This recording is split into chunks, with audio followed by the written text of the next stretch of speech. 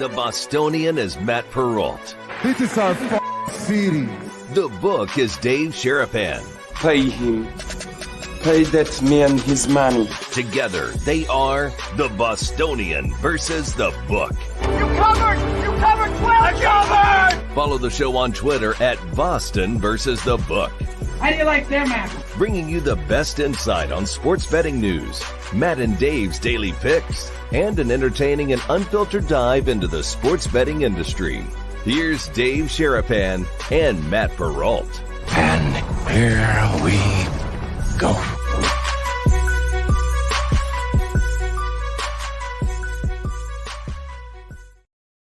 Ready to roll, boys and girls.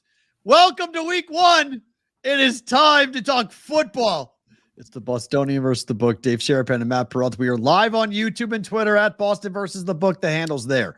Replayed on Sports Grid TV and channel 159 on Sirius XM Radio. Audio podcasts. We got you guys. We love you guys. Thank you for listening, no matter where, when, how, rewatching, live. Get in the chat one day if you haven't been here before, because that's all the energy. It's a Thursday, Dave. Are you at least a little excited? I know you're not big on these week one preseason games, but it's real football tonight. Are you a little excited? I'm so excited. Oh, that it's. I mean, we do this later, but like I'm this excited. Hit it. Yeah. Just do it. Do it.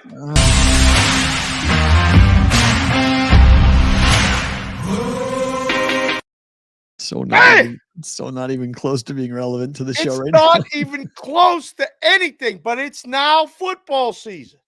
I have been downplaying it. I have been waiting. You have. Big time. It's caught me. Now I am fully immersed, engaged, engorged, ready to go.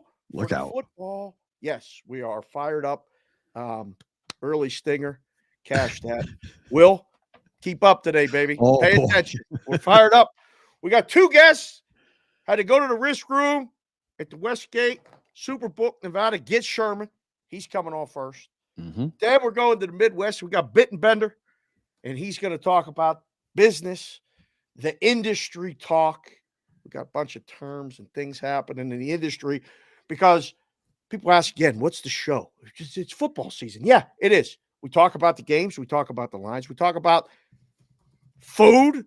We talk about betting systems. We talk about odds. We've got all these things. And I'm fired up. I don't know. I mean, it feels like a Friday, which is roll call Friday for the BvB brigade and the people watching the show. We got appointments all weekend long. We do. I mean, we got a late nighter tonight. And then tomorrow, Nebraska. Yeah, I mean, we got Nebraska. Guy wants Nebraska BvB hats. I don't know. What color do I make that hat? Yes, you do. Red and white. Does he want the red hat or the white hat? They're always going to want the red hat. Really? Yeah, it's a go big red. Yeah, got your big red. I'll get the hat done. Don't worry. We'll try. Wow, look out. Corbin. Just be ready. Corbin's on the button. If you guys want hats, just text the number. But Perrault, are you excited about tonight's games? North Carolina, Minnesota, Coastal I am. Carolina. But before we get into that, I want to just because we got a bunch of people here who are new. Okay.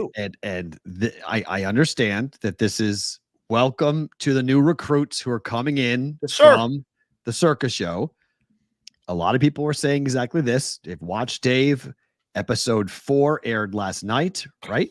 Yes, sir. That's 4. Episode 5 airs tonight, right? Yes, sir. So that happens on VSiN and a variety of other platforms. Yep. For the Circa Survivor, the quest for 9.2 million. Yes.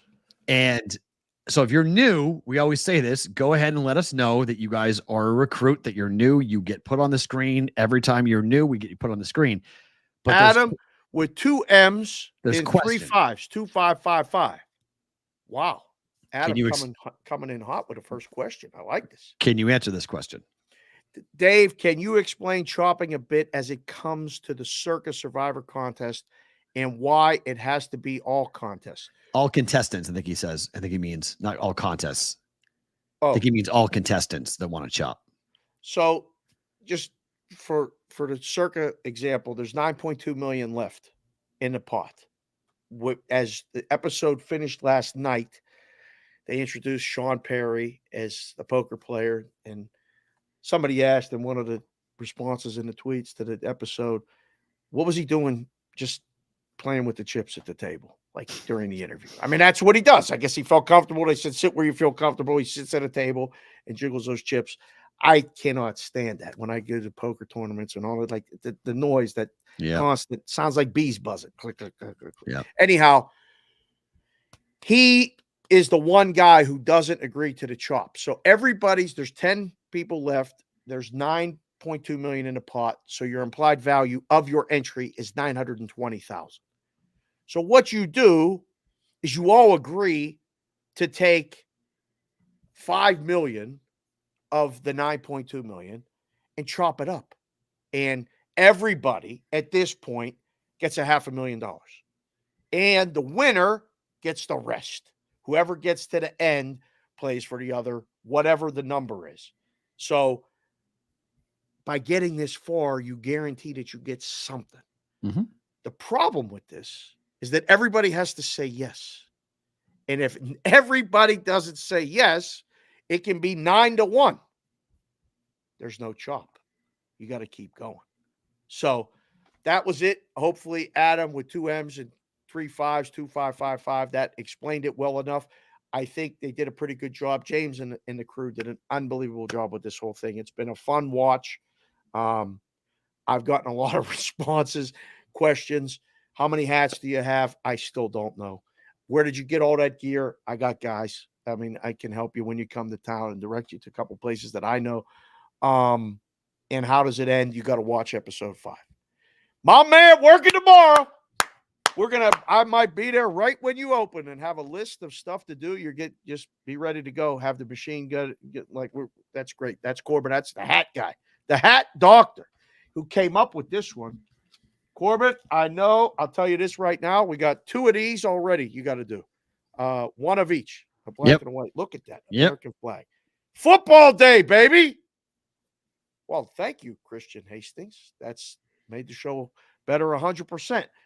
I did my best. Those guys did a great job. I love the contest. I love the business. It's not even hard for me to talk about it. Right. And we have kind of created, with the help of the Brigade Proxy Service, a way to be involved in a contest. And I'm not saying, but I'm just saying that if you want to at least have an opportunity to be talked to, interviewed, whatever, and you sign up with us this weekend, we may be able to facilitate that, where I've been asked if we're going to be around this weekend. I'm like, listen, I'm contemplating getting a room at the joint.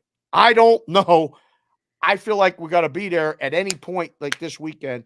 Hey, you guys there? I may just save myself the trip and just go upstairs, but the wife and kid is coming home. So I got to hang out with them. Sebastian, I have not heard that album. Are you recommending that I listen to that album? Oh, I'm always interested in new music.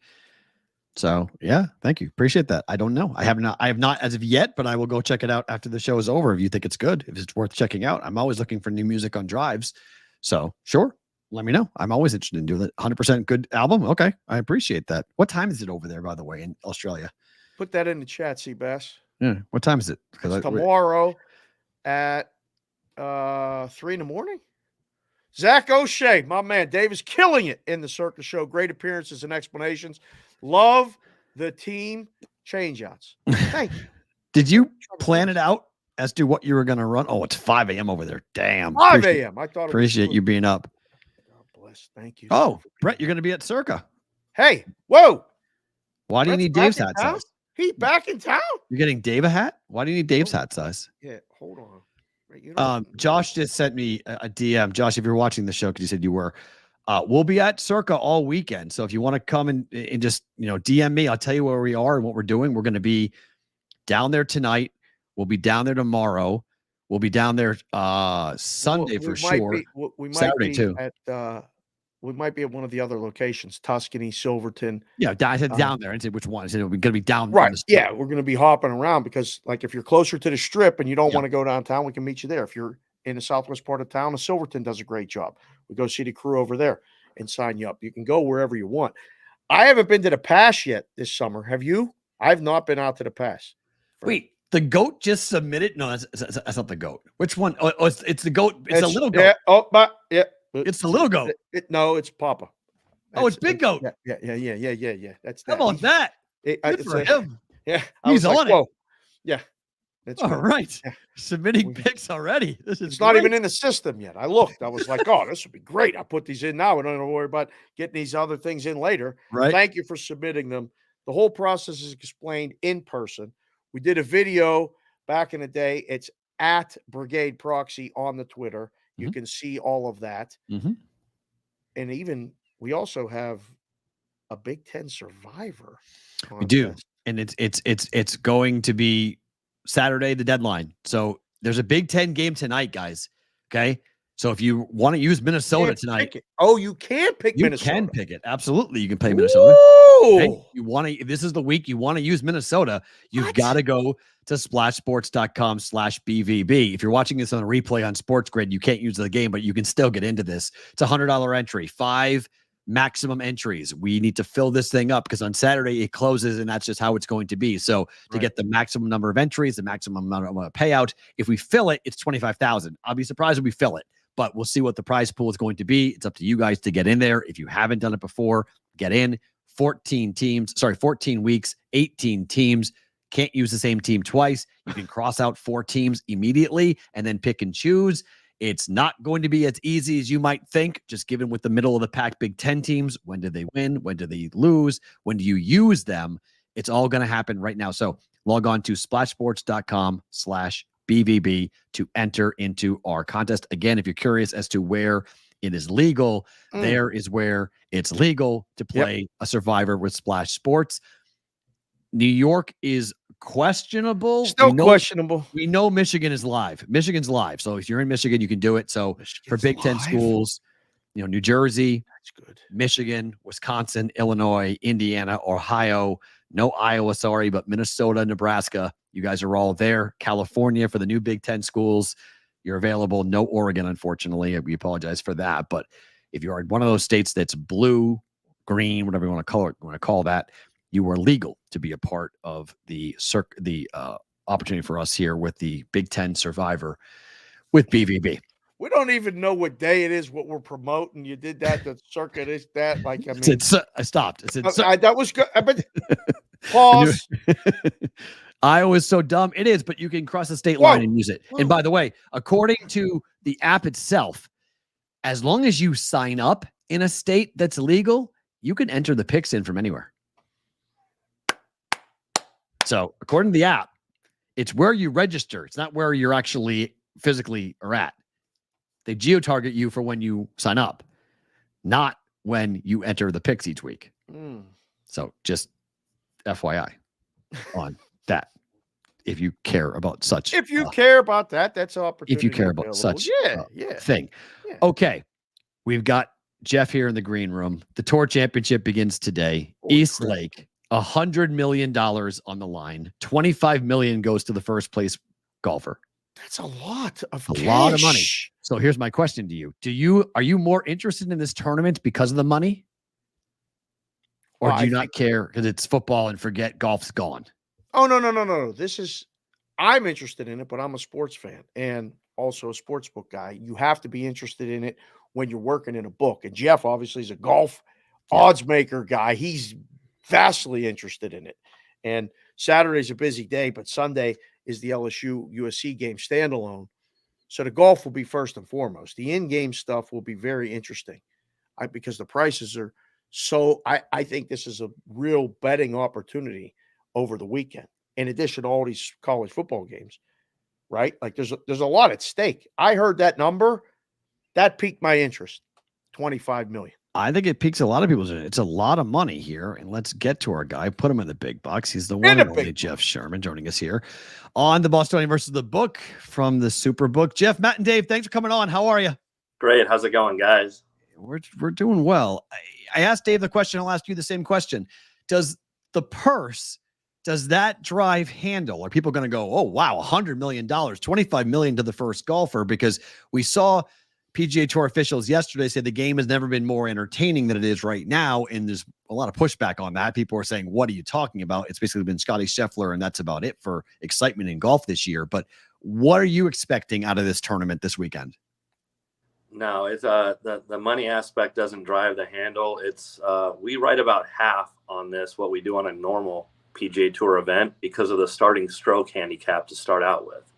And that tends to turn a lot of people off because it's almost like betting an in-play or updated odds after the first round. These guys are already starting with strokes and they're in position, and you're not handicapping everyone from the same score. It's really hard to figure out. How hard is it to explain at the window or like when customer service calls and says, can you explain the golf? And you're like, yeah, well, the odds are based on this. Is it hard to make the numbers for this, Jeff? No, it's not hard because we have so much experience doing in-play or updated odds. The one thing that I do each time I come to this tournament, when I make tournament matchups or group matchups, I only use golfers that are starting with the same score to try to alleviate confusion. Nice work. So that's what you'll find with us.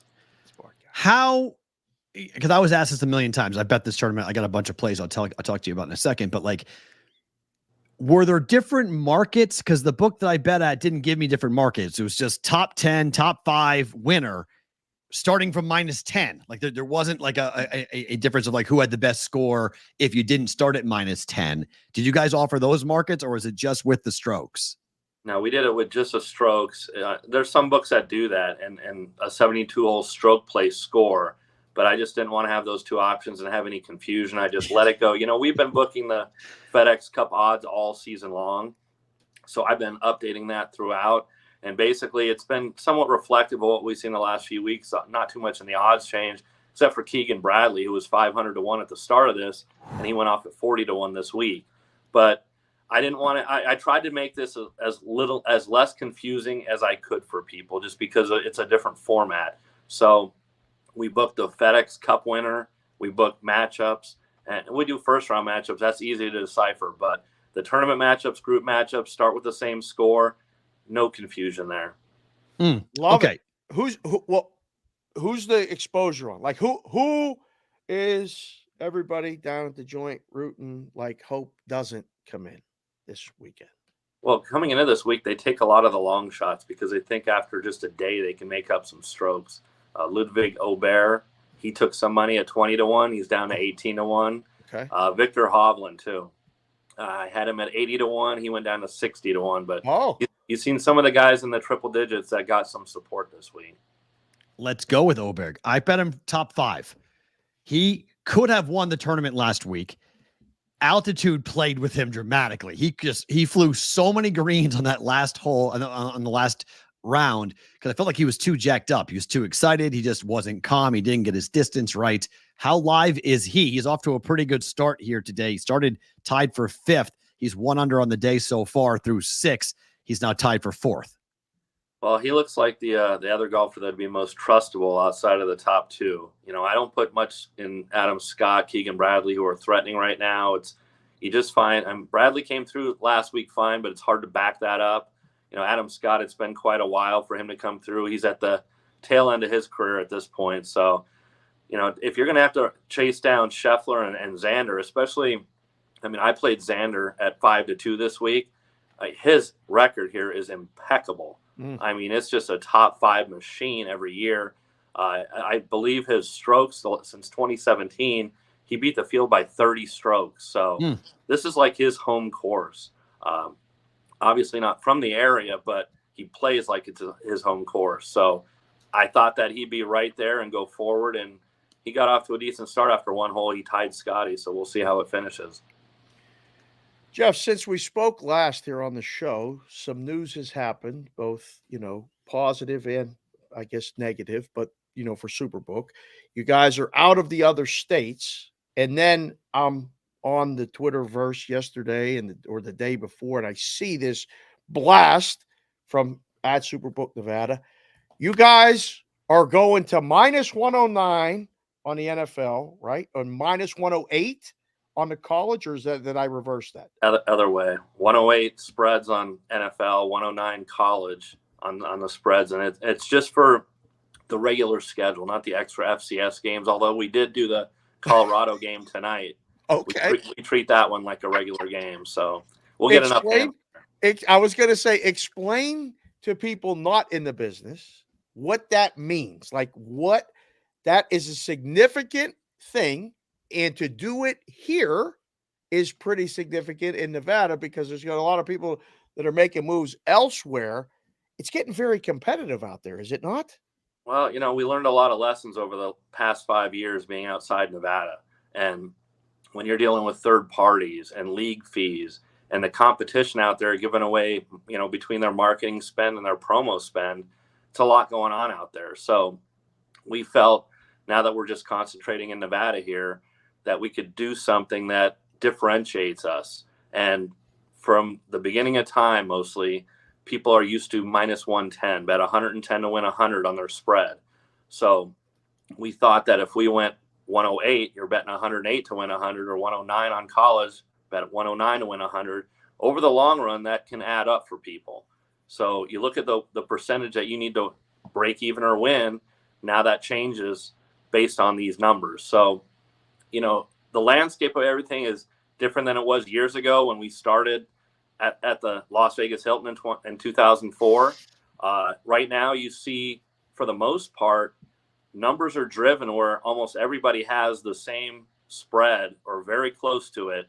So the way for us to try to differentiate that is to change the pricing on it. Someone's watching the show right now going, does that mean the parlay payouts are better? It does. It does, right? Hello? It does.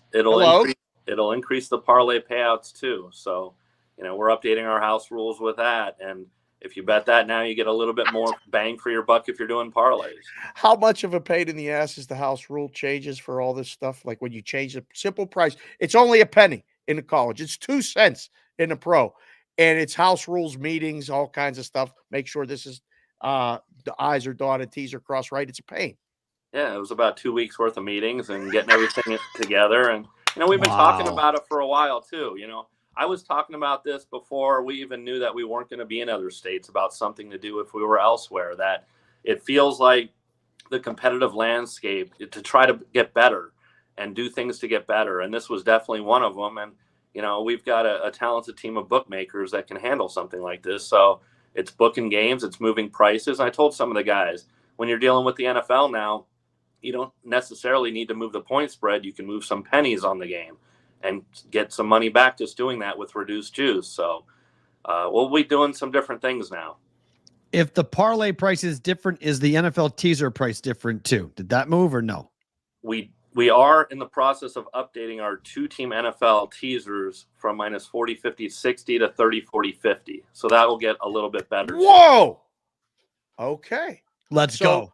So, right. So a lot of people will be watching this, hearing it for the first time. And a lot of people in town have done a great job of getting the word out. Are you expecting like bad guys to show up and make deposits and stuff? Like this is welcoming sharp action, is it not? Use the air quotes because we all know about the sharp stuff. But this is who you're going after, right? It's trying to welcome all action.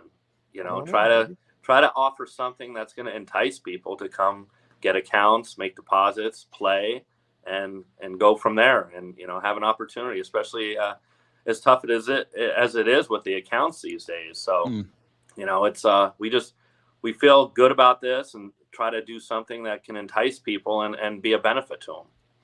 Speaking of enticement, so I was talking to someone yesterday. They're coming to town. They're going to sign up with us for the proxy service. And they asked about the super contest. And they said, in your opinion, what do you think of the super contest? And I said, right now, if you look at what you guys have going on, the 3-week, 6-week, 9-week, and full season, you guys have so many ways to win on Love that. it. Do you feel like people understand that? Because we're educating our customers a lot, saying, hey, if you're going to be in one, you might as well be in both, given how you guys have structured this.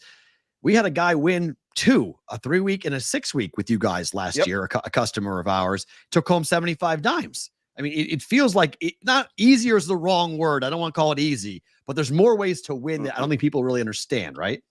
Yeah, and this thing has really evolved from years ago where now we have, the classic super contest. We have the gold, which is a $5,000 entry fee, and we have a reboot for the second half of the season. We also have, like you mentioned, 11 in-season contests. So there's just so many ways to, if you get hot for a few weeks and, it was a tough season, but you might be able to take something home from that way. So a lot of people aren't familiar with the 11 in-season ones as they are as the main one, just because it's relatively new the past few years. But we keep trying to grow it that way and giving people more opportunities to cash. Another way to be unique, you offer the same line sometimes and all this other stuff, but there's definitely more ways to win. Do you do those numbers on Wednesday? A collection of us do. We all get together and discuss them, and we try to anticipate a little bit which way they might go. I mean, for the most part, you're going to see what a Wednesday line is, but if there's some, players in question, we try to anticipate that. We might be a little bit different. Right. So for all the experts out there that are watching and always like criticizing the stale lines and all this other stuff, it's a lot, one, harder to do than people think, but two, it's a collective effort. Nobody's picking this game and saying, oh, well, the Steelers should be 6 and blah, blah, blah, blah, blah. How hard is it to do that on Wednesday, though? Because we've told people the lines come out Wednesday, the deadline is Saturday. A lot of stuff happens between Wednesday and Saturday, does it not, in the NFL? Oh, no doubt about it, but it's a little bit easier than it used to be because years ago when we were doing this, there were a lot of games that weren't even priced on the board. Now you get a price on every game, so you have a starting point. Sometimes they're in between lines, if this guy might play or might not play, but you still have a starting point. You can lean away from that. So it's challenging on Wednesday, but when we submit this, then everyone in the contest is up against the same line. Let's talk some college football. Tonight, we've got Colorado and North Dakota State. There's movement going here. Numbers going up on the favorite, up to 10.5 for Colorado. The total is going down quite rapidly here. Is this going to be the biggest handle game, or is North Carolina, Minnesota going to take it because it's two power teams playing? We're going to write more on this Colorado game than we will the two regular games tonight. So, it's just this one's on ESPN. It's going to get a lot of eyeballs on it. The public has seen what Colorado did last year. There's a lot of anticipation this year. Should Sanders back, before he can go to the NFL. So I expect this to be our highest handled game of the day. Saturday is a great card. And the night game, Notre Dame, Texas A&M, midday game, Miami, Florida. But early morning is a big game. No, it's not Clemson, Georgia. But Penn State, West Virginia is a big game. And that number's moving all over the place. You're going to need Penn State by game time, aren't you? Well, the Sharps have taken West Virginia. We opened 10. We're down to 8. But I expect the public to be on some Penn State. They're going to tie them up in teasers on money line parlays. It'll be offset a little bit. So I don't think it's going to be a large need for our part. What do you make of all these new teams and the conferences they're in and how the numbers will be adjusted? Like, have you guys talked about how you're going to handle an Oregon team playing in the Big 10 or an Arizona State team playing in the Big 12? It's a confusing year for just fans. Is it a little more difficult than normal for bookmaking as well? Well, the only thing we've discussed, Ed Salmons takes the lead on this with the college football, but is the travel factor and how many trips out east and back west and the time zones. And if there's an early start game for the body clock, things like that. That's what we'll be paying attention to when we hang the lines for the following week. So subtle things, but definitely noticeable.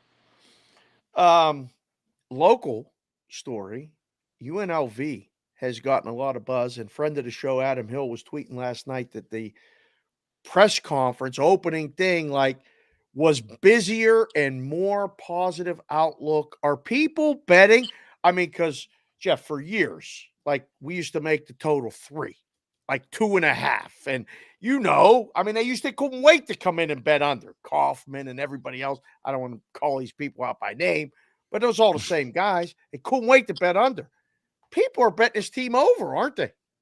Yeah, a lot of support. That's another thing that I want to mention too. With UNLV football games this season, we'll be offering a 10-cent line on their games on game day to try to drum up even more local interest since the team has been better than it has been in years. So you'll find 10-cent lines on that. You'll find 10-cent lines on all Thursday NFL games too. So we're going less than 08 on those. So minus 105, minus 105? Yeah, unless we have to move the juice, but it'll be 10-cent based. So Right. mostly 105 on NFL Thursday. Did Murray okay this? I had to twist his arm a little bit, but he did. Where are you guys in terms of liability for the national championship? Is there anybody with a big red number right now? Well, we took some on Georgia early, and they bet them every year. So you expect to see that. Nothing on Ohio State yet, but then you'll have some of the longer teams. But right now, it's mainly at the top Georgia. We discussed so many times on here about the Heisman market. Have you seen anything moving? People finding a guy? Usually they, the angle shooters come at you with the 80-1 shots and 100-1 shots. But is this an award that somebody outside the top 5 can actually win? Well, we can't stop the money on Gabriel from Oregon. I mean, he's a favorite right now, and he's been seeing a lot, and it really doesn't stop. It's pretty consistent. So, we're not in bad shape on others, but we have some liability on him. What are you guys going to see on Friday next week for the NFL game in Brazil? It's a Friday night, international game, clearly big teams, big market teams. Is it going to be a monster handle because it's Friday night, or are people going to go, wait, there's an NFL game tonight? This is kind of weird. I think it's going to be a monster handle. I like the uniqueness. I like the change. And anytime they do this, it adds to it. And, I'll have to try to twist John's arm on that one too and go to a 10-cent line on that game to get people's interest even more. So wait a second. Aren't you off on Thursday and Friday? I mean, you ain't even going to be working. Well, yeah, I'm not in the office, but I'm not off. That's the part of the business that nobody tells you when you sign up. You're never away from it. No, 7 days a week, just a couple not in the office. So right, yeah. But no, it's great to have a Friday night game, and I like the changes and the evolutions they're doing with things like that, and hopefully we see more of them. Last question for me, sir. How hard is the transition back to school as a dad and stuff in this business? Like, isn't it tough? Like, I mean, I barely keep my eyes open. I'm trying to look at the screens, and you got a little one now, and summer vacation is fun, but the first couple of weeks of school stinks for a parent, don't it? Well, the one good thing about it is she really likes the school she goes to. Oh, so good. Eager to go there, and it's not tough on us to get her to go. Good. So going back to seeing her friends, going back to some good teachers, and it wasn't too tough this year like it was the first year. But she's getting there fast and learning well. So it's fun for all of us to see what she comes home with. Do you do the ponytails in the morning? I have no idea how to do that. Amen. Thank God. Neither do I. I have no idea. Amen to that. No clue. We're all girl dads. No idea. I'm gonna get hit by my wife in a second by saying that too. So sorry. Get you out of here on this. Is it Scotty or somebody else who's getting the $25 million check? Well, I supported Xander, and the way, like I said, he plays on this course, I think he's going to pull it through. Xander Schauffele takes down the big check. Jeff, thanks for the time. Appreciate you coming on. We'll do it again soon down the line, all right? Oh, anytime, guys. Thanks. Very cool. We go from Jeff Sherman to Steve Bittenbender joining us. We're going to go from talking football to the business of betting football. Steve, Matt, and Dave, I don't think I've ever talked to you before. How are you? Welcome to BvB. Doing fine. Thank you, Matt, for the introduction, and thank you, Dave, for the invite. Glad to be on. First time, long time. First time, long time. I saw you in Pittsburgh. We met in person. I told you we're going to reach out. We're going to find some time to get together and talk. I said we might talk baseball, but there's nothing really to talk because baseball season in Pittsburgh ended yesterday for me, and we'll get to that later. Your Reds have had a tough time of it. So we won't talk baseball right now. Yes. Other than Rhett Lauder pitching on Friday, there's not a lot of excitement now in Cincinnati for the Reds. One thing that is exciting for industry people is this mergers and acquisition talk and money being invested and all these other things. I can't remember all the buzzwords, Steve. Pardon, maybe you can fill me in on them. Sure. But Simple Bet being bought by DraftKings, explain like to a layman, like that's a kind of a big deal because Simple Bet is software used by other books. Correct. This is something that, happens from time to time in the industry, and it had been announced, or had been reported, I should say, back in May that there had been, talks between DraftKings and Simple Bet. DraftKings, I think, had like a 15% stake in the company already. And of course, Simple Bet is the micro betting manager for several sports books. And once this deal goes through, I would assume, and I think most people in the industry, at least from what I've been told, are assuming that, operators like Bet365, I think Hard Rock and Caesars as well, used or have used Simple Bet. Those operators are going to be looking for a new source for their provider. Right. And this is something that I've been told that has been known somewhat within the industry, at least on that side of the industry for some time now, and that there have been some discussion. Like some of these books knew that, okay, they're probably not going to have access to Simple Bet anymore. It's time to get with somebody else. So, there are other operators out there, and those operators are looking forward, I think, to the opportunity to see their market potentially expand. Steve, we've seen DraftKings be willing to spend and buy and acquire.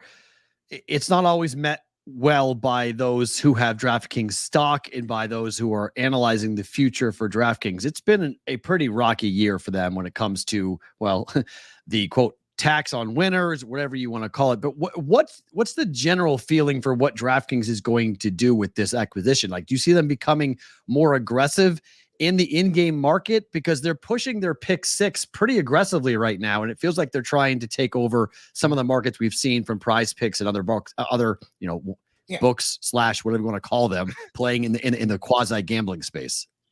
No, I think you've got that right on the head. This really in the national sports betting scene, it really is a two-horse race between DraftKings and FanDuel. Everyone else really is playing for third place right now. And, DraftKings has to do something, I think, to kind of stand out. And if they're able to, use Simple Bet to kind of corner the market, or what they think would be cornering the market on in-game betting, that's a way for them to kind of, eat in a little bit on FanDuel's market share. And I'm sure FanDuel will be working on something if they haven't already had something in place, to counteract this. But I think it's also interesting to see that this comes at a time when, live betting's always been the buzzword, but it hasn't really had the impact, I think, in the States that a lot of people thought it would. But now you're seeing YouTube TV come out with a reduced latency feature on their streaming service. And with them having Sunday Ticket, I think that's going to be a big boon for football bettors. And, I think we could really see a lot of increase in in-game betting up for this upcoming football season because of that. I think you're right. I think in-game betting is fun, and people are learning about it.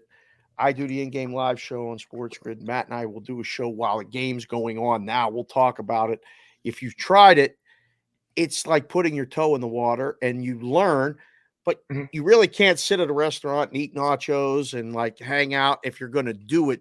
Like it's one of those things that I think is a learning curve.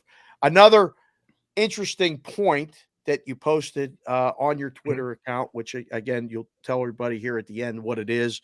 Sure. This Betr, BETR, is making moves too, We'll get to the group mode thing in a minute because I don't even understand it. And it sounds like that is not really, that's removing the book from a thing. But are they a sports book? Like, what the hell? They're in states and now they're not. And they went through the licensing process in Massachusetts and said, nah, you know what? We're good. What the hell's going on with them? Better is, for those who don't know, this is first off the U.S. Better. There's an Australian company named Better too that was involved with Blue Bet, and that was involved. And they're now pulling out of Iowa and a couple other states. But Better, the U.S. company, was started by Jake Paul and Joy Levy. Who was part of Simple Bet also, if I remember correctly. Yep. And they are they launched this a couple years ago as a $50 million startup, and were focusing on in-game betting itself. They thought that was going to be the future. They also had plans to grow that product, and they've done that somewhat with some of the acquisitions they've made. And now they're coming out with a new sports book that has now soft launched in Ohio and Virginia, where they're licensed. They're also looking to launch now in Maryland and Indiana, with plans now also to go into Pennsylvania, Colorado, and Kentucky. Wow! So they're looking to do an expansion on the sports betting side. I'm not sure exactly how quickly they're going to be able to do this. I haven't seen the new sports book yet. We'll probably get a chance when I go up to the Bengals opener next Sunday when they beat the Patriots. But they are going to beat the Patriots. I was saving that for you, but you're right. No, but I'll hopefully get a chance. Looks great today, by the way. Jamar Chase looks phenomenal today in street clothes. It's a great look when he's walking around in practice with jerseys. This is his first time on the show. Don't give him the Boston stuff, please. Mm-hmm. I think Jake Browning could start for Joe Burrow, and I would have no problem with the Bengals beating the Patriots this time around. So, I like a lot of people on Survivor are going to be riding that buffalo that might be jumping right off a cliff come Sunday night. We'll see how it goes. Groupthink generally goes negatively, Steve. It's the betting world. Oh, believe me, I've watched Bengals season openers the last couple of times. It's not been pretty. So no, I'm cautiously optimistic, but at the same time, when you see Jacoby Brissett become the starting quarterback, it does make me feel a little bit better going in. Fair. No, I agree. I wanted Drake May to start just because I think he's got better upside. The Patriots' offensive line is just absolutely atrocious. Let me go back to the industry for just 1 second, because we've talked about Betfred a little bit in what is going to happen with them. We used to have a partnership with them back in the day. Are they going to pull out entirely? Because they have a book here in Nevada. It's only retail, but they spent in Ohio like crazy with your Bengals, and just that they tried really hard to be. I think there's a suite there. There's the Betfred entrance that's there. There's all these different things with the Bengals that Betfred has spent. Are they going to stay to the end of the year, or are they coming out during football season and saying, you know what, we're good, we're out? Well, yeah, the signage is out now of Paycor Stadium. Matter of fact, there was there were advertising banners during the preseason games for BetMGM. Now, there hasn't been any, to my knowledge, there hasn't been any partnership announced between the Bengals and BetMGM. Okay. But considering that they have a retail book right there on the banks, which is between Great American and Paycor, it would definitely make sense, for them to look to partner together.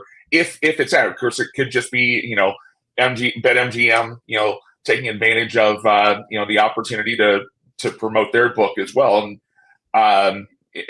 I think we'll see about that.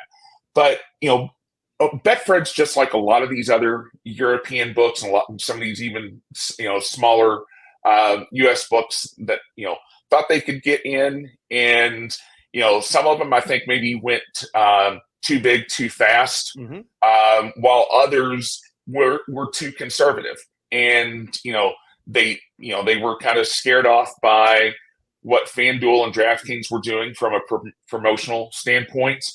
And they realized that they couldn't compete with them. Now you take a look at a sports book like Bet365. I think Bet365 has learned from the errors that these other sports books have made, and they are being aggressive. And I know as I watch the Reds games, they're heavily advertising during the Reds games.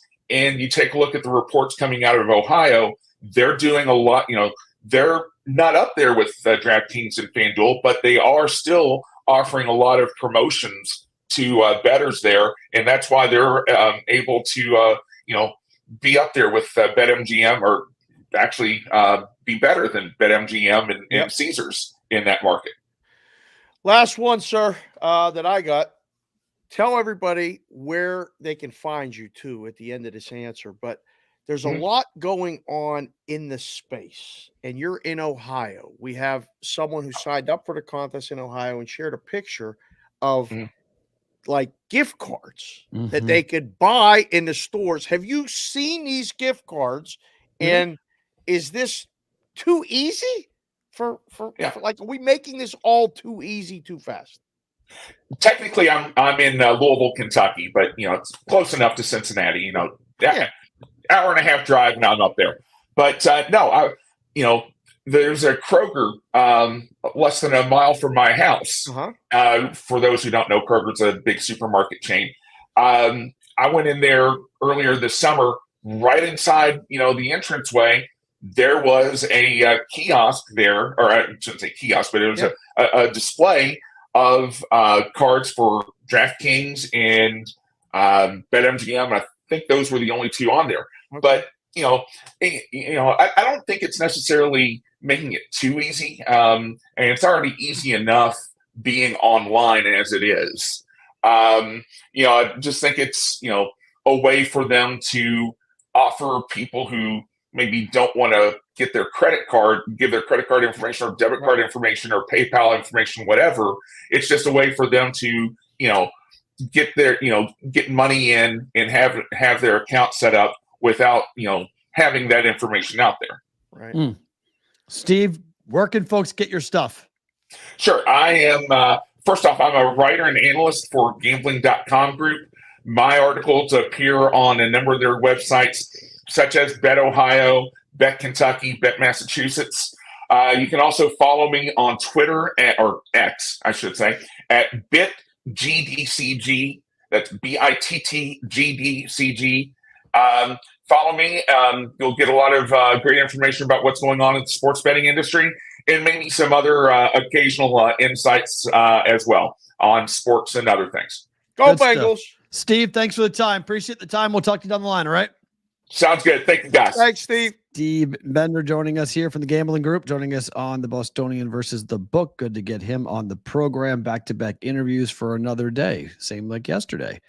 Following up right away, which is a lot of work, man. It's you guys that do this for other shows, it's a lot of work. It's fun, and you've done it, I've done it, I'm doing it, you're doing it. It's great. Thank both of those guys for coming on, and we're going to try to keep doing that.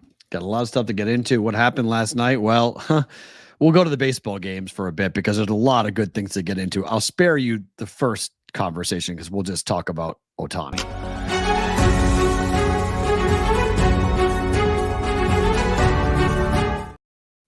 It's time for Ohtani Watch. And if you guys didn't see this insane scene last night, I mean, my gosh, look at this. That's the line to get into. Look how far back that line of people goes to get a damn bobblehead, Dave. Bobblehead. I posted on the Twitter a video of a guy driving the line, and I was like, this can't be. It was hot. There was no clouds. I mean, I hope people had hats on or sunscreen. The problem, have you ever been to a bobblehead night?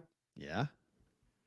So Dodger Stadium seats like 55,000 when full. Yep. You know how many bobbleheads they got? 50,000?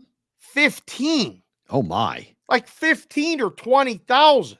Oh, So I don't know at what point do you go at that line and go, I ain't getting one.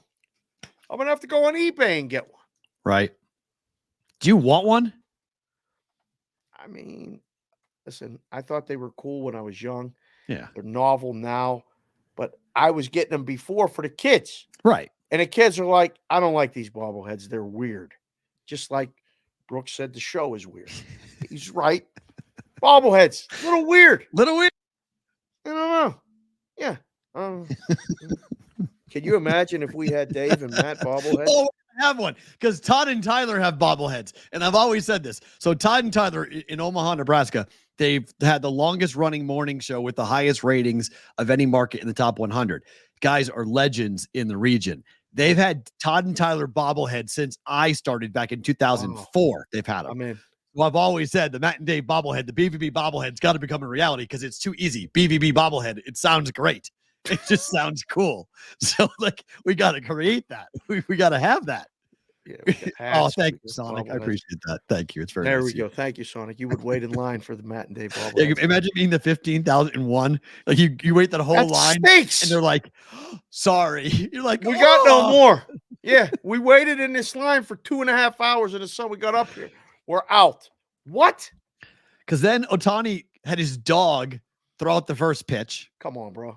and then he hit the fucking ball out of the ballpark. Wow. in his first at bat. Let the bottom of the first, Ohtani gets up, bang, 40-second home run on his bobblehead night with his dog throwing out the first pitch. The chat has been secretly betting you dropping the first F-bomb daily and cashing every day. Well, sorry, Will. 51 minutes in, we hung tight. Yeah. That was amazing. And then on top of it, right, he hits a homer, then he gets a hit. They get RBIs. And oh, by the way, he gets 2 stolen bases. Told you. He's 42 stolen bases out of 46 attempts. He's only been thrown out 4 times. Not going to lie, that F word felt good. Tell him, Marcelo Honda. Wait, is this true, though? People were getting mugged for the bobbleheads after the game? Is that true? Brandon, don't be starting stuff if that is not true. I don't know. Oh, hi, Sherry. What's going on? I haven't talked to Sherry in a long time. Hi, Sherry. Sherry was, are you going to kill me what your title was in Athens, Alabama? I met her when I was 22, 23? Oh, she knew young P. Oh, she knew me back in the day. She's known me for 20 years. Oh, my. Oh, yeah. She knew all sorts of stuff. I think IT, right? You ran the IT department, Sherry? Correct me if I'm wrong on that. Because Wendy was running the promotions department. And you and Wendy worked a lot hand in hand. So, yes, she's in Seattle, I believe, Pacific Northwest now. Yeah. Oh, that's great to see, Sherry. Thank you for coming in the chat. That's what you're supposed to be, my friend. See? Appreciate you. Thank you for being here. Nice of you. It's good. She sends my daughter cards. It's super sweet. It really is. Yeah, it's really nice. That's so, good. It's cool. I got it right. Oh, I got it right. Good. Okay, that's what I was. She was the internet lady. Yeah, she did the internet. The internet lady. Back when the internet was like a small thing. Like, that was a big responsibility back then.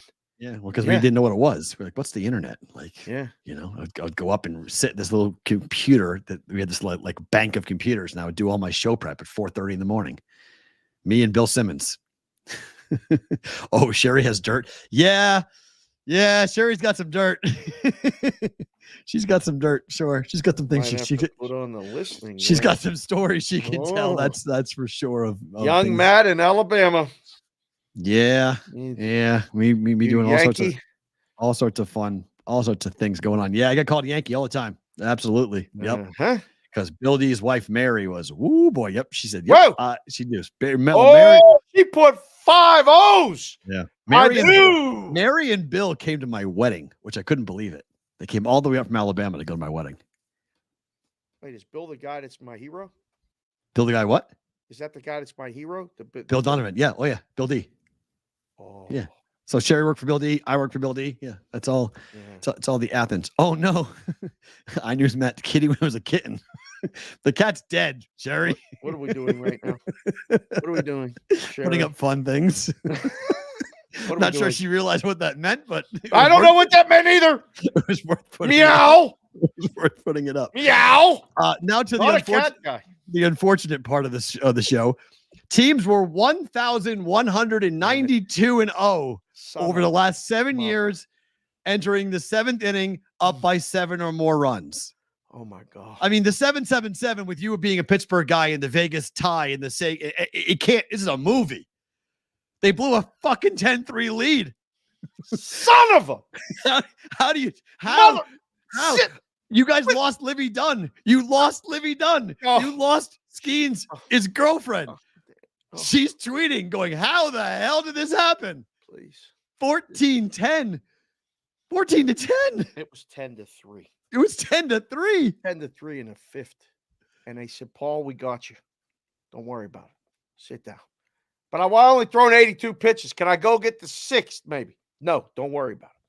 So we get through the 6th, and it's fine. And then the 7th, they give up 2. And then the 8th, they give up 3. And then the 9th, they give up 6.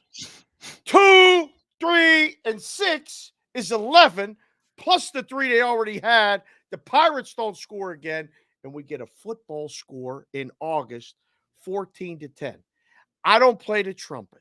We know a guy that does. One Star Gorov. If Play he taps. was right now part of the show, I would say cue this up. Taps. Play tabs. It's over. It's Baseball, over. you had me at hello. I've been with it all March. I was reading it all. We went to Chicago. Rainmaker Lou is right. Pirates are dead to me. That one hurt. You want to talk about a donkey kick in the nuts? They came back for a second shot. It wasn't finished. Bam, hit me again. I was like, I can't believe this. I can't take it. I'm done. It's over. They're not playing today. I ain't going to worry about Skeens winning no Rookie of the Year. Gone. That's done. Gone. The Buccos, done. Season win total is in jeopardy now. It's not going to be easy. But, man, that hurt. SoCal DGen went and pulled the last time a team blew a 7-run lead in the 7th inning. July 24th of 2018. Yep. The Rangers and Mike Minor against the A's and Frankie Montas. Yes, that Frankie Montas with the Yankees. Yep. Rangers were up 10-2 at the start of the 7th. The Rangers gave up 11 runs. The A's won the game 13-10. I was working that day. 2018. I was working that day in the book. I remember it. We went on vacation shortly thereafter that. I couldn't believe it. And we didn't have the in game on then. In summertime, we took off a lot of times, like just nights like that. But yeah, that one's going to be one I'm not going to. It's like Pirate fans are going to remember that one, and everybody's clamoring for something got to be changed. It's got to be changed. Nothing's going to change. The White Sox are now 31-103 after losing yesterday 2 times to the Giants. In the first game, this was the scene. This is a game. This is not batting practice. It's the game. This is the fucking game. We're talking about practice. This No, is we're the talking game. about the game. This is the actual game. This is the game. Somebody counted this, Dave. 63 people. There's more people in our live chat right now than were at this game yesterday. Tell them. Yeah. Think about that. There's more people watching this show in our live chat than were at the White Sox game yesterday, game 1 against the Giants. I mean, I don't even mean to besmirch the White Sox or the Tigers, but I mean, we're more entertaining. I mean, it's just saying. You just speak the truth. You should be here. Is that a COVID picture? It looks like a COVID picture, Corbin. That's me and Wetzel were talking about that. Yes, last night we put that same picture up. I said, this looks like COVID. But how many folks are going to go to White Sox games now that the Bears year is beginning next week? They're going to have games with 7,000 people on the regular. Yeah. You go get good seats. I told you, I went to a game in 1992 in Cleveland, and there was less than 5,000 people in a stadium that was an 85,000 seat stadium.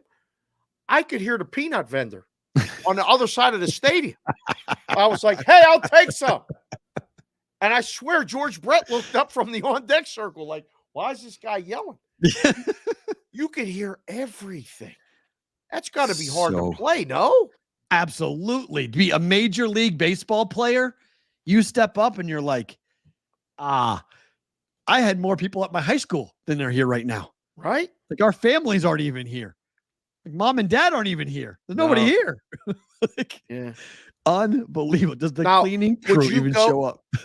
Would you go? Sebastian said, does the cleaning crew show up to the game? Somebody does, but it's a quick job. The Juice said in the chat, there's more people at my niece's Little League softball game. Yeah. There probably is. Would you want to go to a game like that, though, one time? To watch who? I don't say the Red Sox. Of course. Yeah. I'd have a conversation with the guys. I'd go down there right down there. I'd start talking to the players. It would be phenomenal. You have a full-blown conversation. They can hear everything you say. Yeah. I mean, like literally everything you say. The guys broadcasting the game on the radio with the window open, you can hear them. You can hear what they're saying. You can hear everything. So absolutely, I'd go to that game for sure. Yeah. No lines, concessions, run around. 100%.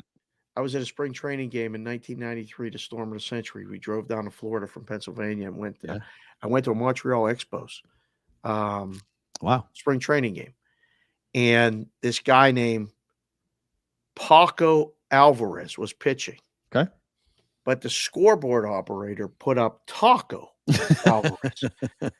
So he comes in the game, and there's like, I don't know, it's the 7th inning. There might be 12 people in the ballpark. Right. And I go, hey, go get him, Taco.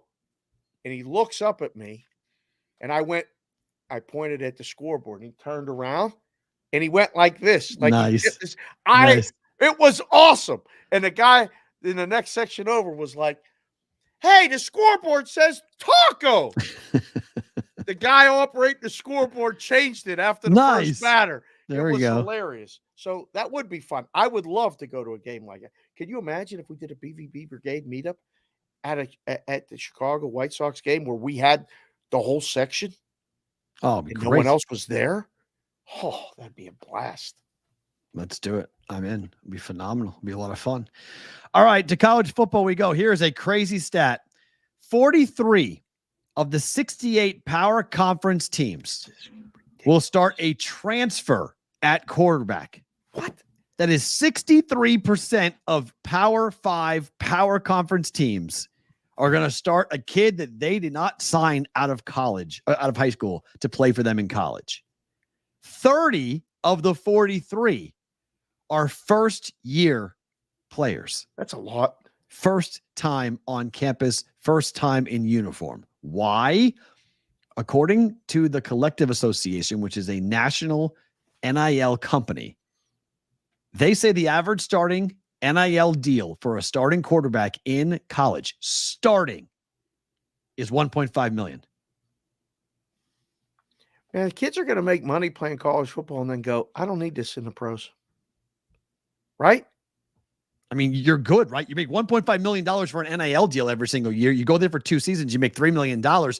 If you do it right, you're set till you're 30 or 40. I mean, you're good. I mean, your family's good. A lot of you're those good. people want to come out and either gamble or start a podcast, both of which I don't recommend doing either or when you come out with that money and do that. But the whole landscape's different. This was on the rundown, and I actually used this and credited you on the show in Knoxville that I did. Nice. They're going to be on there every Thursday for you guys in Tennessee. There's a show there, Bob Baskerville, friend of the show. He's going to have both Matt and I on, all this other things. But I was, and Jeff kind of said it, it's kind of old hat as you make the numbers and do it. Mm-hmm. But this year's going to be different than any year, I think, as far as betting and like booking college football. It's very different. So much money. I mean, $1.5 million for a starting quarterback is that's starting. What did Cam Ward get from Miami? $10 million? I mean, he was the number one most coveted quarterback on the NAL. Is that realistic? Is that a realistic number? I mean, he was the number one transfer quarterback. Everybody was after him. Everybody offered him. Everyone. How much money did Miami give him? I mean, if it starts at 1.5. So triple? You think it could be double digits in the millions? 10 million? Yeah, I do. I think it's possible. I mean, for a quarterback, not for, a second string linebacker, but for a quarterback, yeah, I think there could be that much money in play here. If it starts at 1.5, I mean, there really isn't a number that's going to stun me right now in terms of what these kids are getting. And that's a lot of money above board, not illegally. That's legally paying a player to go and play at your school. So for college football, a lot of new faces running around. Circa Sports Pro Football Team of the Day. You guys, Circa Sports, the Survivor in the Million. That contest will end next Saturday at 2 p.m. Pacific time for signups. So you basically have 9 days to get in to Circa Survivor or Circa Million. I can't wait to see the updated numbers tonight. We got someone coming in from Lincoln, Nebraska tonight to sign up. Can't wait to see him. Haven't seen him since last year. Talked to him. He actually played high school basketball with my friend from Creighton. So this is tremendous, awesome. This is your life, Matt Peralt type moment. So he's coming in. It's going to be a rush. Okay. Just prepare yourself. If you're coming in, that the line might be a little bit longer and the wait might be a little bit longer. Nighttime would be, or early morning. Nighttime signups or early morning signups. Yeah. One of the two. Do it Not off the middle hours. of the day. Yeah, do it off hours if you can for that. So circasports.com for more information as we count down to the deadline, Saturday, 2 p.m. for Survivor and Million. And I wonder how the Survivor show is going to kick up people's interest for next week, because the quest for 9.2 million very well might fire up some Californians and Arizona people to come on driving in to be a part of it. It's actually resulted in people that have already signed up are coming back to add entries. We got 2 inquiries ourselves. Okay. People were here and they already have an entry, and it's very simple to add entries. Every individual can add up to have 10 entries. So if you bought 2 and you left, but you saw the thing and you want to come back, and or you got other people that want to get involved, you can come back and add up to 10. It's a very simple process. We meet you there. It's the same thing. So yeah, man. Number 1 team. We've done this now for 32 shows, counting it down all the way to number 1. The KC Chiefs win total is at 11.5. It's slightly juiced to the over, -115 at Circa Sports. The question is, can Kansas City be the first ever 3-time back-to-back-to-back winner of the Super Bowl? What an accomplishment. If they do it. That's forever, ever. Yep. Are they a dynasty yet? Will you say it? We did it before. They win this year, they're a dynasty for sure. It's 3 and 4 years. They're not there yet. If they win this year, they're the best dynasty. 3 straight? Never been done? It's definitely puts them in the conversation, but longevity still matters. 4 and 5 years is still 4 and 5 years. 4 and 5 years is nice. 3 in a row has never been done. Something never been done is, I think that's super impressive. I mean, it is, but well, ask the chat as we open up and do the schedule. Ask the chat, give them a poll. Does Kansas City win it this year? Yes or no? How big of a no are we going to get? 65-70%. Ooh, that's gonna get JC from KC and rest of you. Can I say something that might be a little bit like, oh boy, sure. Well, why not? It's our show, and you've already said the F word 3 times. Who's counting? Say whatever you want. Let me get the listening glasses though back on for this. What do you got? I think Mahomes gets hurt this year. Oh my God! What is wrong with you, you jinx? Why would you say that? Because I think it's time for him to get hurt. He hasn't been hurt yet. He's been very lucky. He's escaped injury a lot. He runs very well. He slides great. He also got his helmet broken. Got his helmet snapped and broken. I just feel like it's just kind of due.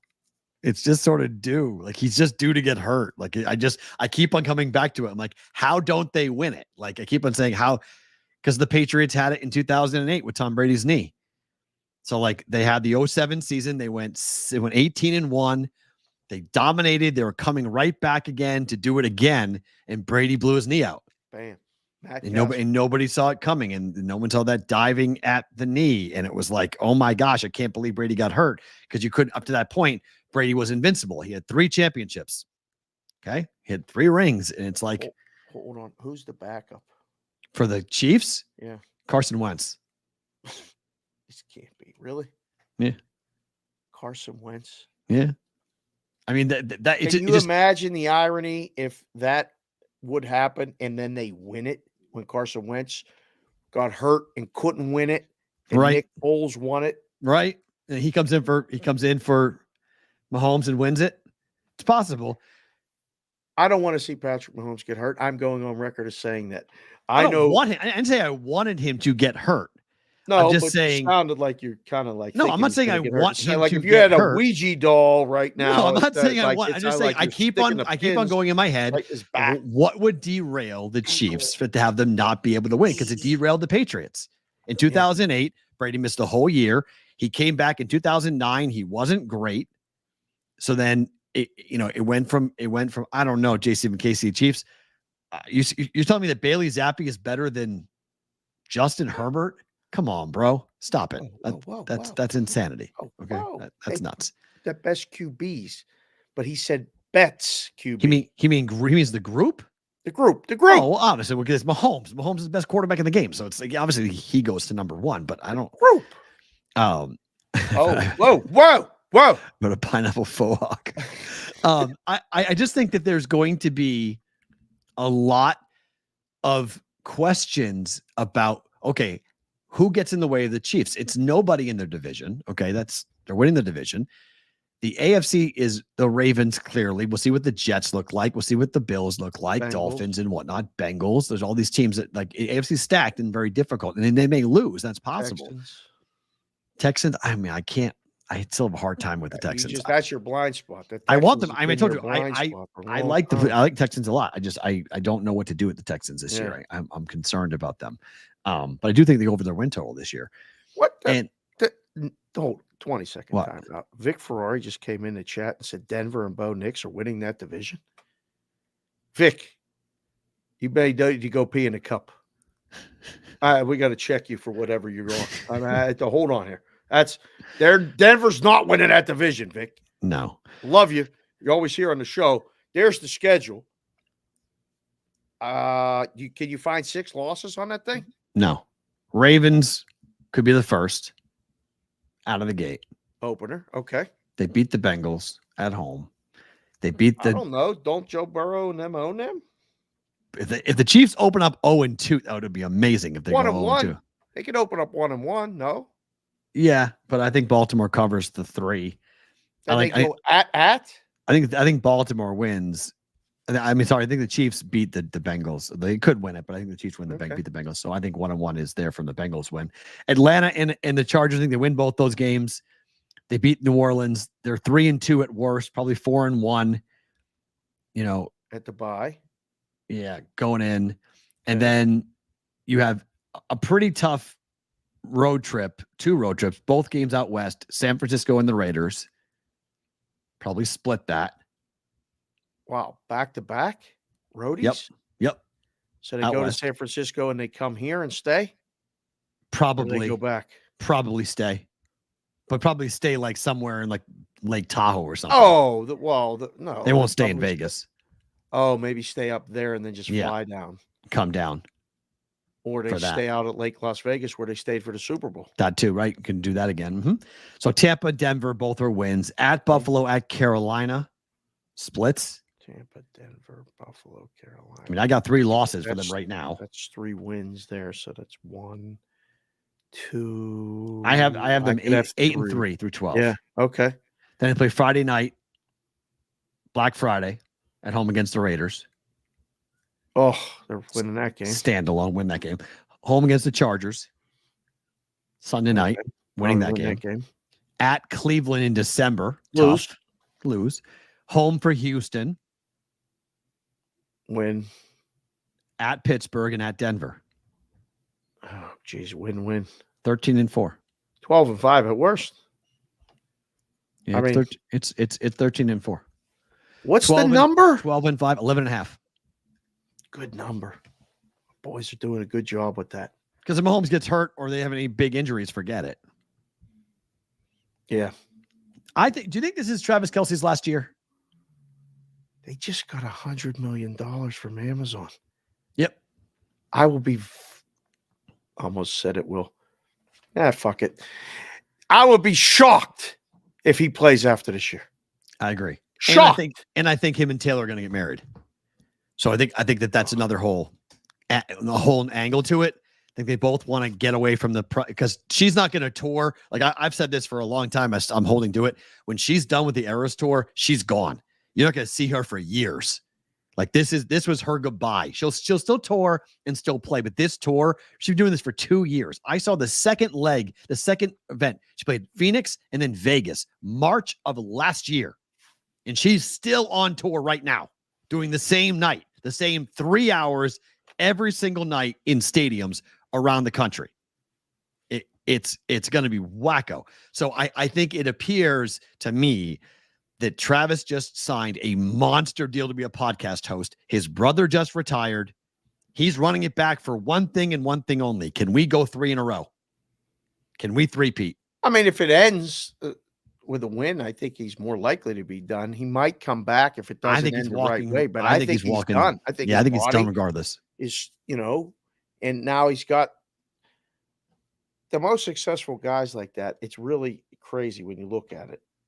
They're so soul focused on them and themselves and keeping your body healthy and all that other stuff. When you get that distraction, you start living for someone else and with someone else who's got such a big thing going and everything. I mean, Taylor Swift. Mm-hmm. Yeah, I got to go do 2-a-days. I'm thinking about a different 2-a-days. Just saying. Mm-hmm. And he wants to, I think they want to have kids. She wants to be a mom. I think he wants to have kids. Oh. People have said that they're like secretly engaged already. So that's been the big rumor anyway. So I think my wife this, please. Why? She's going to be very, very excited about it. Yeah. I think most people, and not to say Taylor cares about her fans liking her boyfriends, but I think most of Taylor's fan base loves Travis, and Travis hasn't done anything to make them angry. He worships her, and every like blog post is like Travis Kelce shows how strong men can honor their successful woman, and like there's just a lot of like societal type of things that have gone on to them. So I think he wants to win it. I think he will do 3-peat and he'll walk, or I think he loses, he'll walk. Right. I think this is it for Travis. And if he walks, that's the beginning of the end of the dynasty. So that's the beginning of the end when you start losing key cogs. Well, that's the key cog. I mean, everything better. I mean, they haven't signed a wide receiver. I don't even know who the wide receivers are. When they drafted the kid out of Texas. But that's a lot of work in progress. I mean, if guys that are doing fantasy aren't drafting Chiefs wide receivers, despite the fact that Patrick Mahomes is the best quarterback in the NFL. That's a weird dynamic. There's, the guy you draft is Travis Kelce. So, there's Linus. Thank you, sir. Linus Crimmage. I get 100% of my Swifty news and rumors from this show. We really appreciate you. Look at Seabass dropping some Sabrina Carpenter references. Oh, my. Okay. Her new album is like, I want Madeline to be able to listen to it, but it's so sexual. Holy crap. It? Oh, my gosh. It is not Speaking PG. of sexual, Nick Tom just came in the chat and said, different 2-a-days, double sessions. I see you working, Nick Tom. Got you, brother. Thank you.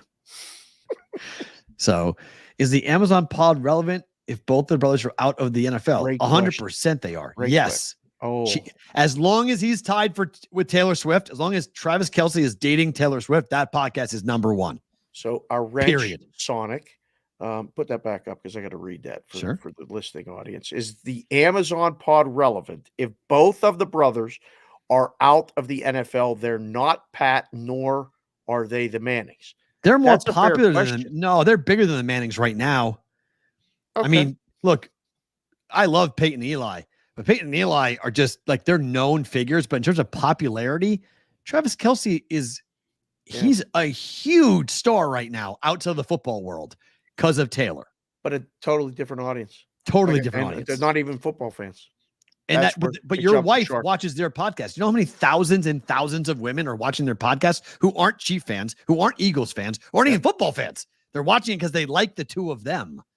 And Trav tells Taylor stories. They were rooting for the Chiefs in the Super Bowl last year because of the podcast.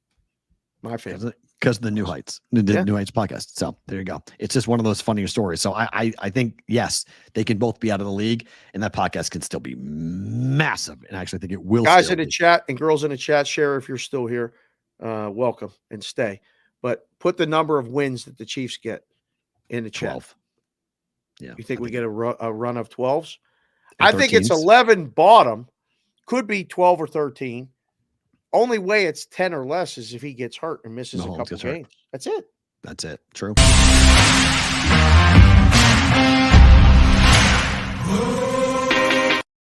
Brigade Proxy Servers, NFL Pro Football Story of the Day. We will be at Tuscany tonight. We'll be at Circa all weekend. If you guys are coming to town, it's easy to contact us, 702-570-8255. Remember the sign-up goal deadline for both the Westgate and the Circa Survivor Million contests Saturday.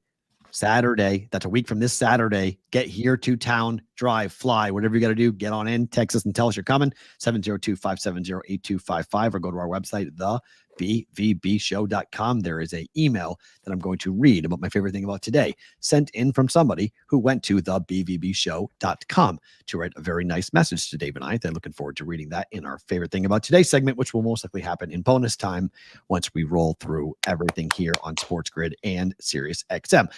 Brigade Proxy Pro Football Story of the Day. Tom Brady is trying to become a minority owner of the Raiders, but he's getting paid $300 million to broadcast games from Fox. If he's approved as a minority owner, he can't be in any production meeting ever. Yeah. He cannot be in a meeting where they tell him what's going to happen in the game ahead of time. If you're Fox, how do you feel about Brady here on this? This could really limit his ability to call the game properly. Really? Yeah. Tom Brady's not part of the production meeting? He can't. No one will be allowed to. That's going to affect Tom Brady needs to be in a production meeting to talk about or hear the game plan? Like he's going to watch the film. He's going to do the work. He needs to hear from the other coach what they're doing.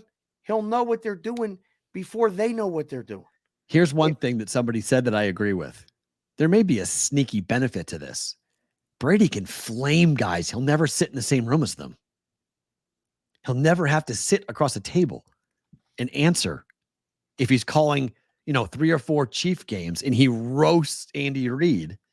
He doesn't have to sit across the table from Andy Reid ever. Tom played so many years for 2 different teams. He's going to be fine. Like, this is a much ado about nothing. Is it? Jeff Benning says it's not. It's really going to hurt him in the booth. A lot of people think so. Yeah. A lot of people think Fox may try to claw back some money because of it. He can't be around all week. He can only call the game. He can't be there. They get there on Wednesday, Thursday, Friday, Saturday. They're there the whole week. When you call a game, you're there the whole entire week. Sounds like a dream job. Maybe Brady's orchestrating it like that. Yeah. Show up, call the game, get out. Hey, where's Tom? Oh, he can't because he owns part of the Raiders. Oh, so when do you pick him up? Saturday night. He comes in for dinner. He sleeps at the hotel, and then he does the game Sunday, and he's back home Sunday night. It's a hell of a gig. I think Tom Brady will be fine. I don't think Tom Brady needs to sit with the offensive coordinator of someone to know exactly what they're doing or get. Do you think those production – have you ever been in those production meetings? Not for an NFL broadcast, no. Not for an NFL broadcast. For college, I have. For a similar – right. Like, you get nuggets if they want to give you nuggets. Yeah. But, I don't know. Sometimes they're not good meetings. Tom Brady's going to be fine. You think this is going to affect them? Yeah, I do. I do think that to not have this ability to have the conversations and to learn different things that are going to happen, player availability. Yeah, I do. I do think, but I agree. I do hope Tom goes scorched earth. I hope he just roasts everybody. I agree. I think it would be great. I think it would be awesome. See, maybe he'll be better. From That's Boston true. think that like that'll be better.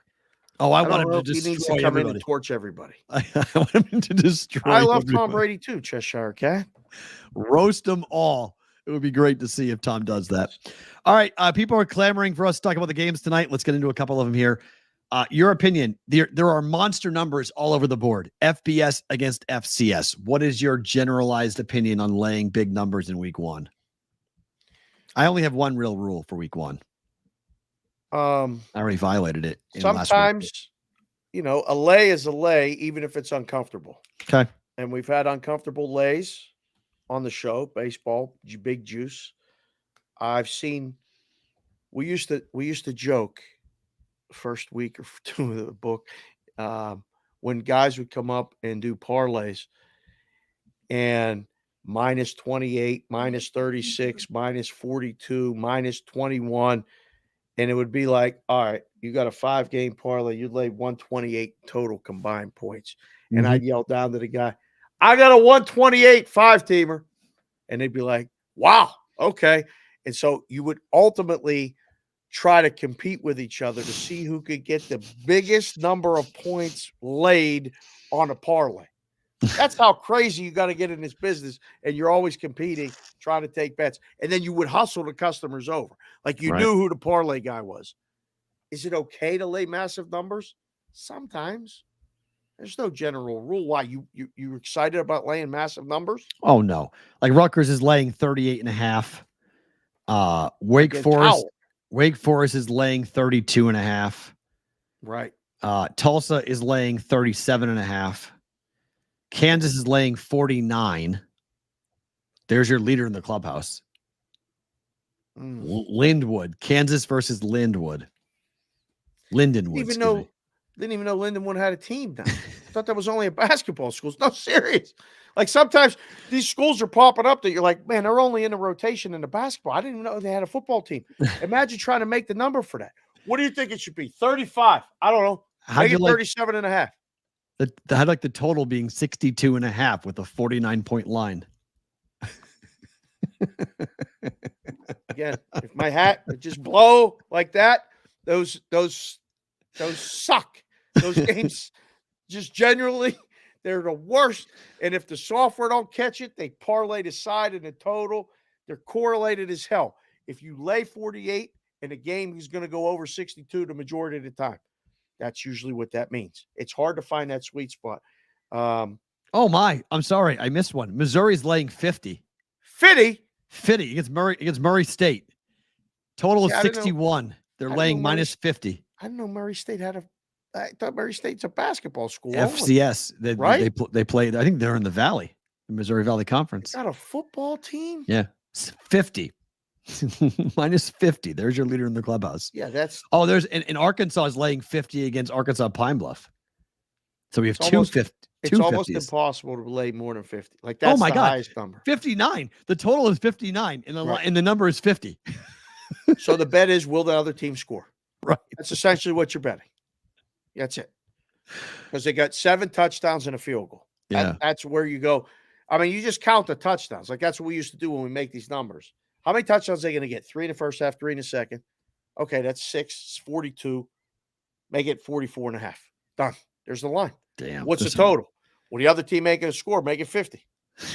2 50-point spreads, a 49-point spread. I mean, there's some big-ass numbers tonight. These are big-ass numbers. Big-ass numbers you're laying. North Carolina on the road at Minnesota. This game is eligible for the BvB Big Ten Survivor if you want to take Minnesota. I don't recommend it. 50.5. Are we rowing the boat? Is that guy still doing that? He is. PJ Fleck, right? Yep. How about that? It's all coming back. I'm so in baseball mode that I'm really not in college football mode. I will be by Saturday, though. I cannot wait for them games all day Saturday. I kind of like North Carolina. You? Already bet it. You got North Carolina? Mm-hmm. Are you on this train again with this North Carolina, or is this just a one-time shot? I think Minnesota is not very good. They crushed them in Chapel Hill. That was with Drake May. I get it. But they're starting a New Hampshire transfer tonight. Like I used to cover New Hampshire football. If a Big Ten team has a quarterback from New Hampshire, something's not right. New Hampshire has a football team? Yeah, UNH Wildcats are good FCS team. Good FCS program. All right, I don't mean to besmirch Chip New Kelly, Hampshire. baby. Come on, Chip Kelly. That's where he started. Really? Coach in New Hampshire. How about that? That's where he got his start. So I just knew every day. Hampton's the best player on the field will be Hampton for North Carolina. Their running back is the best player on the field. Okay. So run the ball. I like the under. I think the under is a good play today. I think both teams are going to run the ball tonight. And weather is also there's thunderstorms throughout the Midwest. Okay. Here tonight. That will get to the East Coast coming up this weekend as well. So Sherman's cohorts just moved that total down. They're the lowest in town, down to 50.5 from 51.5 and 50. Yep. 51. I mean, yeah. So 51.5, 51 last night. Coastal against Jacksonville State. Awesome stats here. Jacksonville State became the first program to go from FCS to FBS and win a bowl game in their first year eligible. They also became the 6th team in the history of college football last year to win 9 games. Rich Rodriguez is the head coach of Jacksonville State. Remember Rich Rod? Of course. He runs the ball 49% of the time. Coastal Carolina's defense is great in the secondary. Jacksonville State's going to run the ball down their throat tonight. Really? Mm-hmm. Number moved against them. Went from 5 to 3. But I disagree. Yeah, a bunch of places just moved to 54 for the total. So I don't know what it was, but okay. And everybody else is at 3.5, and Circa's at 3 lay 15. This is the fun part too, the business. When this starts, because you have so much handle, you can do a bunch of different things. I was surprised that Jeff said that Colorado is going to dwarf these 2 games combined. 100%. Massive. I mean, those are competitive games. North Carolina, Minnesota, Jacksonville State, Coastal. Is this game going to be competitive? Colorado's going to lose. Outright? You're crazy. You're crazy. Colorado's going to lose. They're not going to lose this game. Colorado's going to lose. Wow. Holy crap. That's going to be. You're playing the ultimate team. Oh, man. This is the fist. Wow. You're going to get smacked tonight. Buffaloes can talk all they want. Okay. This is a program that's won 9 national championships since 2011. Dark glasses. This is a program. There he goes. That isn't going to give a living shit about Shakur Sanders and all the flash and all the stuff that he's going to do pregame. These kids have played at Iowa. They've played at Iowa State. They've played at Nebraska. They've played all over. These kids aren't intimidated by anybody. They're going in here. Okay. Mm-hmm. If you want a dog price today, I got 10 last night. Sprinkle the money line. Buffalo's defense. Outright. Buffalo's defense last year, they couldn't stop anybody. This is an offense that's going to be actually a team. This is not a group of players with 5-star names and pay NIL money and come on in, okay? There's way more talent on the Buffalo's roster. No debate. But Deion went 4-8 last year for a reason. Mm-hmm. Okay? And they just keep on swapping out parts, and they're exposed to, like, what? They're going to be a much better team? All Buffalo fans, Skip, you're in my DMs. Everybody's all mad at me tonight on this. I'm getting all these messages. Colorado by 20. They're going to trounce them. This is not going to be a game. Take them in the first half. Okay. I'll take all of it. But I think we're all going to be watching this game. I think we're going to be watching this game. I'll be watching this game. We're going to be like, oh my gosh. Yeah. It's going to be a lot of fun. Midwest guys know. You know, Joel. You know. The Iowa guys know. Nebraska guys know. You go to North Dakota State, there's a reason why you go there. There's a reason why you go to North Dakota State. You've been overlooked. You're a tweener. You're like a quadruple A baseball player. You're not an FBS guy, but you're the best of the FCS. And you want to get out there and you want to prove to the world what you are. And there's been so much talk about Colorado. Number 1 bet at most books, Buffalo's team total over. Okay. You can believe in Deion and all the things he has said. But 4-8 is 4-8. Wow. 4-8 is 4-8. Give me North Dakota State plus 10. We're never going to be allowed to go to one of the press conferences. Well, they don't want it anyway. They've already started to police it. You talk badly about anyone in the Sanders family. Nope. Sorry, you're out. Can't be a part of it. Soft. That's a soft move by Deion Sanders in Colorado. I swear I love Deion as a player. Like, I just was all about the prime time and all this other stuff. They've gone into Kinnick and won. They can go to Colorado and win. Agreed. Yes. It's the biggest game of the night. North Dakota State, 11-4 last year. Biggest game of the night. Let's see it. Let's see it. Yeah. To baseball. Mets, D-backs, massive game tonight after what happened yesterday. Let's see if the Diamondbacks can win this and win the series. Corbett Carroll hit that home run yesterday late. I'm home, me and the dog. He hit it. I just started laughing. I was like, man, there ain't no trumpets for that one. Edwin Diaz gave up the home. Corbett Carroll's running around the bases. I was like, this is happening again. Diamondbacks are doing it again. I'm a big fan of Nelson. The game just started. They're in the third inning. Hold on. 1-0 Mets. Cool. All right. Want to make sure because if that's it, refresh. Oh, pardon me. It's 2-1 Diamondbacks. I was going to say bet the Diamondbacks while they're down and get a plus money, but I hit refresh and now it's 2-1 D-backs. D-backs win. Royals, Astros. Good game. Totals 8. Surprised by the price? Singer, Brown. No, because the books are now getting hammered with Astros money, so they're now adjusting. I'm surprised it's this high. I'm not going to lie. And I'm not just saying that because JC from KC's in the building. He's here every day, this guy. Unless he has a meeting. He always checks out when he has a meeting, but that's fine. That's okay. Business first. I plus 150 is a good way to start this game. Kansas City can win. Take the Royals. Yeah. Yeah. Okay. And then finally we go Orioles, Dodgers. You can't bet against the Dodgers. You just can't. Well, you can. They lost the first game of the series. They did.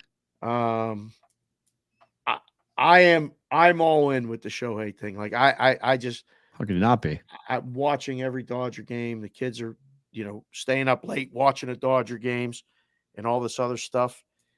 It's crazy. Dodgers minus 145. Yeah. Okay. Good price. Under? Maybe. Under. Maybe. It's, Dodgers at home, but Ohtani to go deep. Steal a base. Guys, he's ridiculous.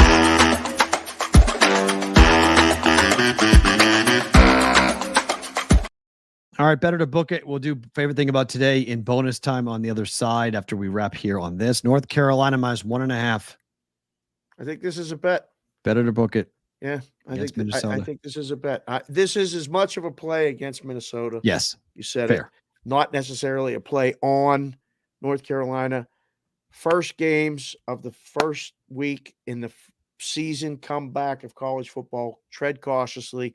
Yeah. Expect this one to have multiple opportunities in game. I always told myself, and I kicked myself because I bet a total for the game over in Ireland because, like, okay, it's in Ireland. I feel more comfortable. I can bet the total. I bet the over. It didn't come in. I don't bet totals in week 1. Like, I try not to bet totals in NFL week 1. 0, but you won't do it in week I did. 1. Correct. It was in Ireland. So I bet it because it wasn't in the United States.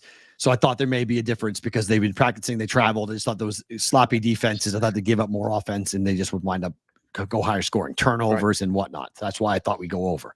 We almost got there, but we didn't get there. But my only advice for week 1 tonight, starting all the way through Labor Day, is I can't bet totals.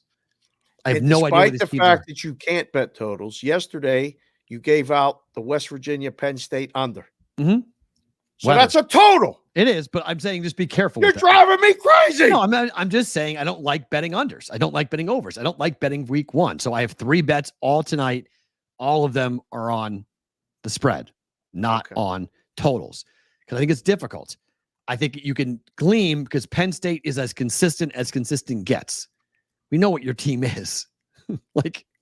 And I think dog and under is the correlated play there. And if I missed the best number with West Virginia. So I have the best number for the total for the game.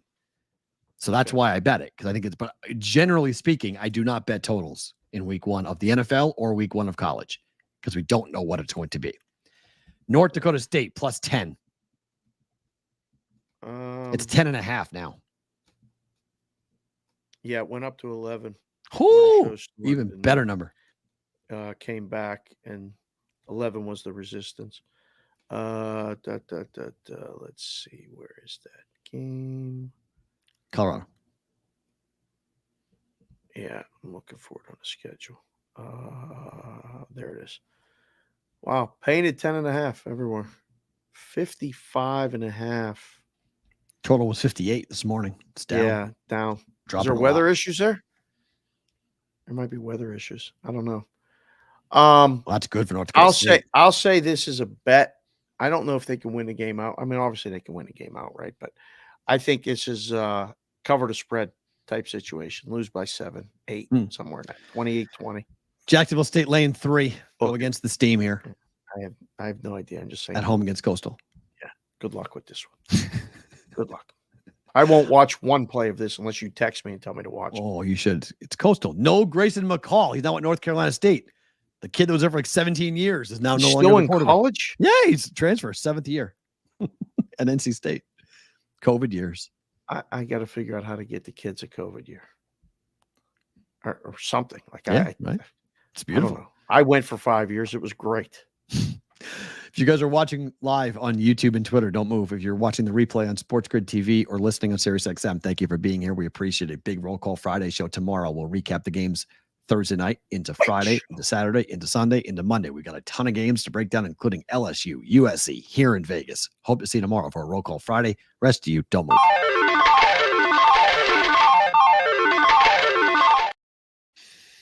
Favorite thing about today is what?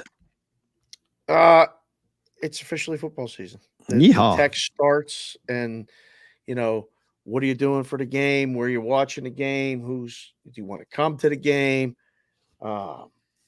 It's nuts, and you forget there's a vibe in the book when you go out. It's been not dragging, but summer is summer, and now, I was at the Fate this morning, stopped in.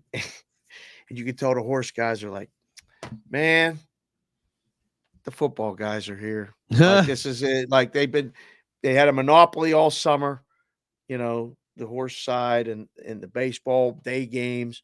It's casual, this and that. Nah, get ready. There's going to be a lot of people watching football tonight, not just Colorado, but, the North Carolina game is going to be good.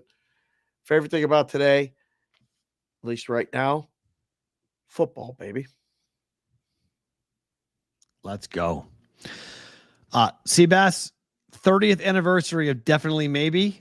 It's phenomenal because I went on to see them in Boston in 1995, right after the album came out. Where was I 30 years ago? I was a junior in high school. That's where I was 30 years ago. I have to check and see if this was the day. I don't know if it was this weekend, but I remember this was the summer that I worked security at Three River Stadium. We did the Billy Joel Elton John concert. We did the Pink Floyd concert. We did the Rolling Stone concert. And we did the Grateful Dead concert. And as a security guy, you had to get there early and you got to see them practice. Yeah. Watching Pink Floyd get ready to do a concert was one of the most cool things that I've ever seen in my life. It was so awesome. But that was this time. Can't remember. So I've been like ferociously refreshing my email because I'm waiting for.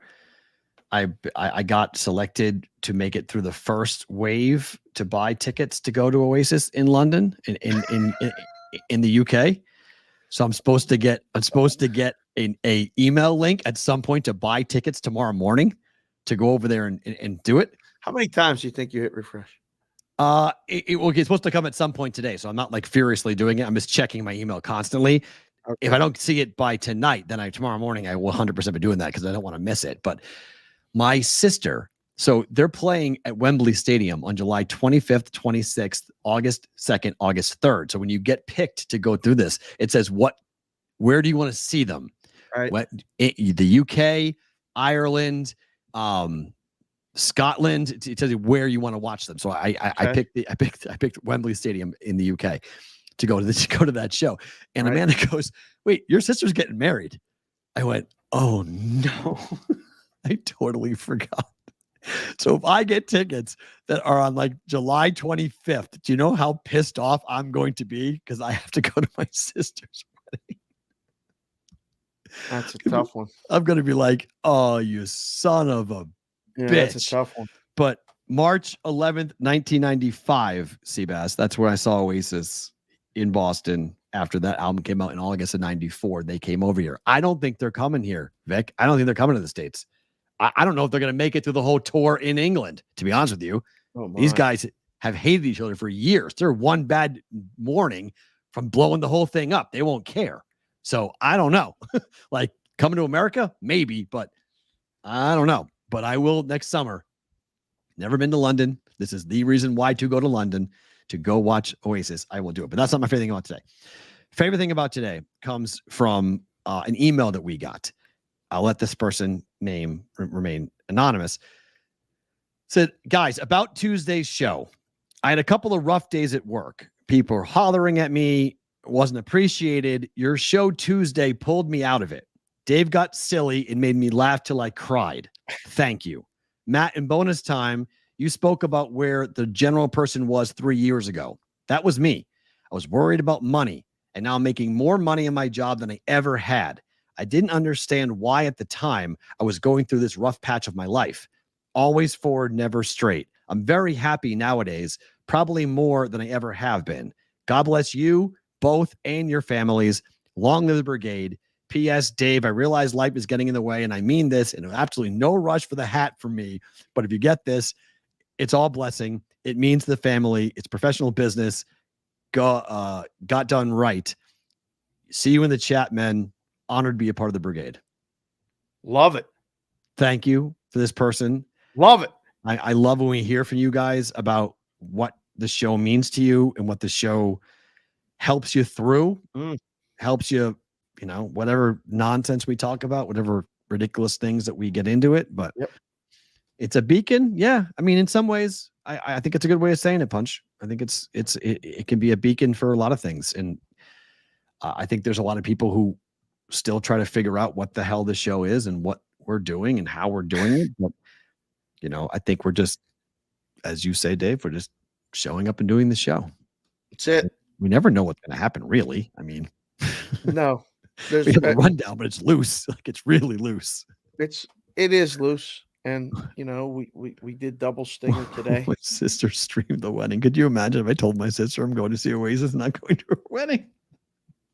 I don't know how the rest of the family's going to take that. I would not be allowed in ever again. You might be out of the will. I would be gone. Like I would be out, period. And like that son of a what? Because Amanda, I was like, I told her, I was like, well, we'll go to the wedding and then we'll leave the kids in Boston and then we'll go to London. She's like, we're taking the kids to London. I mean, we're taking the kids to London. She goes, yeah. She goes, they're coming with us. I was like, oh.